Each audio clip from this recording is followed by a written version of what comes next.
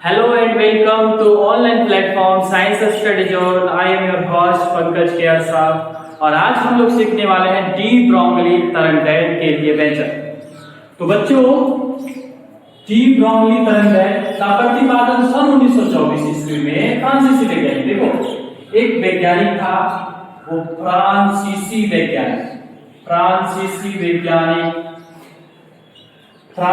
वैज्ञानिक ने सन 1924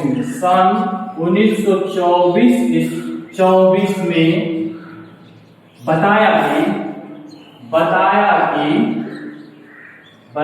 कि केवल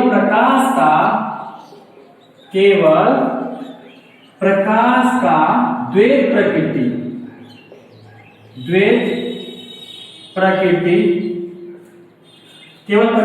प्रकृति नहीं होता है, बल्कि द्रव्यों का भी द्वैत प्रकृति होता है। इनके अनुसार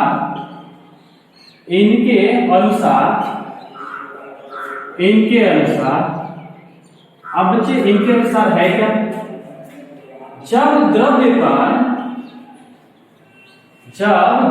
कण गतिमान होता है तो वे तरंग के भांति कार्य करते हैं।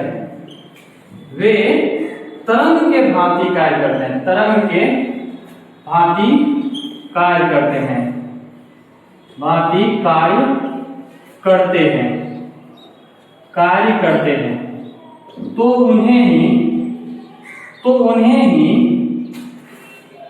डी ब्रोगली तरंगदैर्घ्य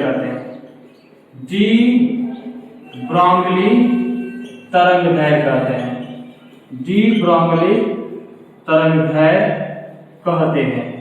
तो बच्चों मैंने अभी समझा कि एक फ्रांसीसी वैज्ञानिक जिन्होंने बताया कि द्रव्य जो है ना कभी तरंग के भांति कार्य करते हैं और कभी द्रव्य के भांति कार्य करते हैं, तो इन्हीं को कहा गया डी ब्रोगली तरंगदैर्घ्य। अच्छा बच्चों, डी ब्रोगली तरंगदैर्घ्य के लिए जो ऊर्जा होगी, E बराबर hv, ठीक है, E बराबर hv। और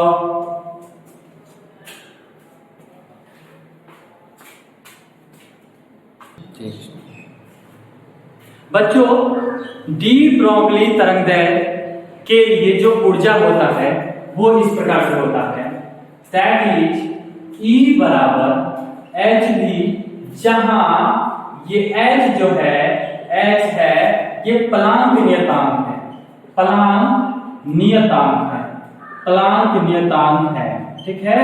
तो बच्चों देखिए, अभी मुझे डी ब्रोगली तरंगदैर्घ्य के लिए व्यंजक उत्पन्न करने हैं, तो चलिए हम मानते हैं कि जो है कि ये समीकरण 1 है, ठीक है। तो आइंस्टीन एक महाराज जी थे, आइंस्टीन का एक सापेक्षता सिद्धांत था। आइंस्टीन के सापेक्षता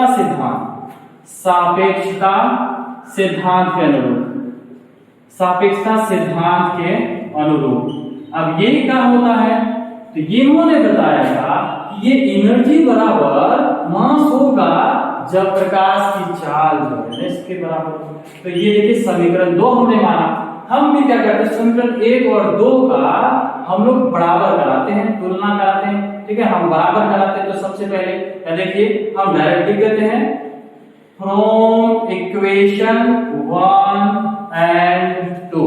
तो बच्चों यहां देखो ऊपर क्या मिला हमको, hv, देखो ये E और E, ये E बराबर यानी भागफल 1 का मतलब कुछ नहीं भाई, hv, और यहाँ पे क्या हो गया, ये mc²। तो बच्चों मुझे यहाँ से निकालने हैं गतिज द्रव्यमान निकालना है सबसे पहले, तो मैंने इंप्लाई किया है, ये लिखा है mc² बराबर, ये लिखा है हमने hv। फिर इसके बाद देखो बच्चों मुझे यहाँ निकालने हैं फोटोन का गतिज द्रव्यमान, m निकालने हैं, तो mc² बराबर hv हमने लिख दिया है।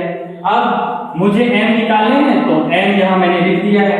और ये एच भी अपने जगह पर है, ये जो है एच भी जो है अपने जगह पर है, और ये गुना में था, ये भाग में चला गया।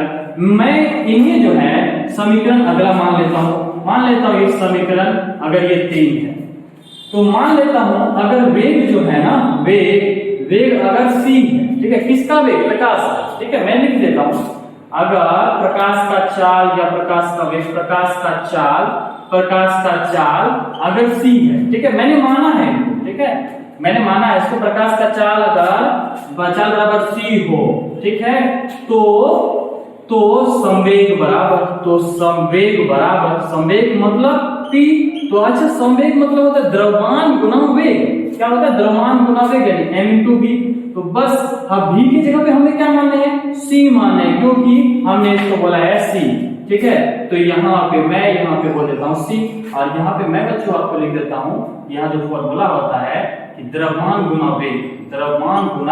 वेग होता है इसका फॉर्मूला।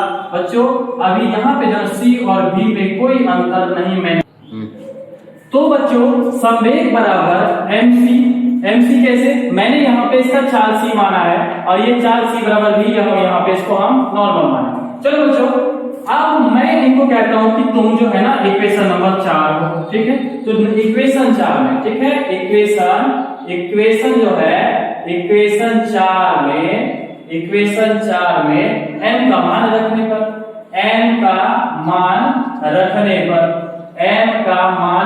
पर बच्चों आपने जो है ना जस्ट अभी 2 नंबर पे जो भी निकाला था, m बराबर निकाला था hv बटे c स्क्वायर निकाला था, hv बटे c स्क्वायर ये निकाला था आपने, ठीक है, अभी इक्वेशन के ऊपर अभी आपने देखा था।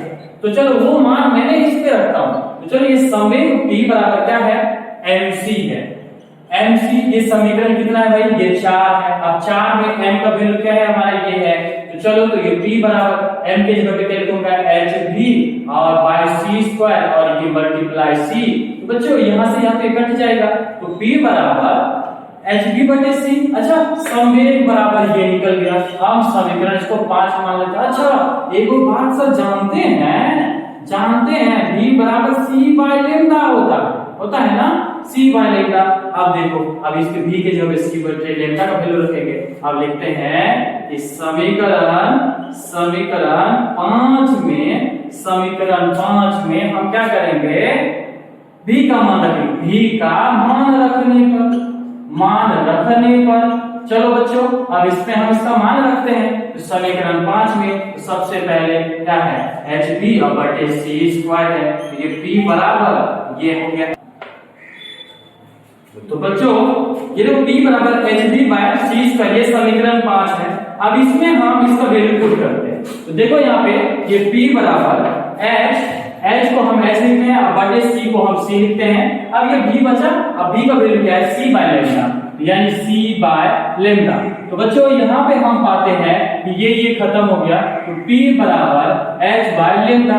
अच्छा सर जानते हैं ये संवेग है, ये तरंगदैर्घ्य है, ये प्लांक नियतांक है। तो हमें निकालना है बच्चों क्या? कि तरंगदैर्घ्य निकालना है। तो p लैम्डा बराबर h लिख सकता हूँ। तो क्या मैं कुछ ऐसा लिख सकता हूँ? लैम्डा बराबर h बाय p। तो बच्चों ये तो हो गया प्रूफ, ठीक है, ये हो गया प्रूफ हो गया। चलो, लेकिन कुछ ऐसे भी हो सकते हैं कि lambda is equal to h और p क्या है? p क्या है? संवेग है। संवेग क्या होता है? जो द्रव्यमान गुना वेग होता है, द्रव्यमान को m से और वेग को v से सूचित करते हैं।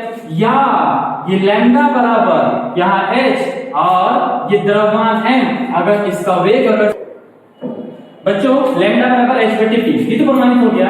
बच्चों इन्हें और भी कुछ कह सकते हैं। लैम्डा बराबर h बटे अब p क्या है? संवेग यानी mc। मैंने माना है कि ये जो वेग क्या उसका c है। या फिर और भी कुछ कह सकते हैं, लैम्डा बराबर h बटे mv कह सकते हैं। ये भी जो है थ्योरी है, इसका ये भी थ्योरी है। चलो बच्चों, आई होप आपको अच्छा लगा। धन्यवाद।